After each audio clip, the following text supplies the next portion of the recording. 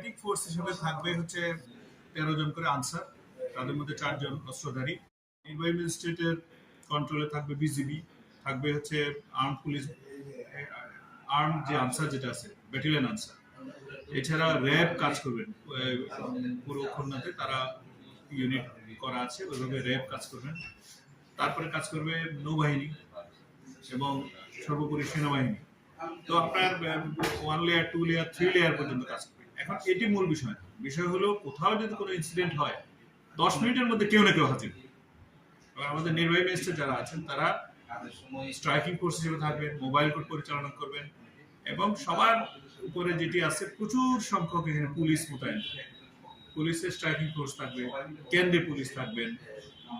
এই কারণে আমি বলবো যে কোনো জায়গায়, সেটি নদী হোক, সেটি বন হোক, সেটি স্থলভাগ হোক, সেটি শহর হোক, সেটি নগর হোক, আমরা ইনশাল্লাহ 8 থেকে 10-12 মিনিটের মধ্যে আমরা সেই কেন্দ্রে পৌঁছে যাব।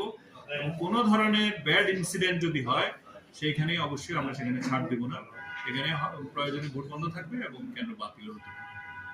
সেক্ষেত্রে আমরা প্রস্তুত আছি। শঙ্কা বিষয়টা এমন হইতেও পারে, নাও হইতে পারে, আমরা যাতে না হয় সেই ব্যাপারে আমরা প্রোঅ্যাক্টিভ রোল প্লে করবো। এখানে ডেটারেন্স আমাদের মেইন উদ্দেশ্য।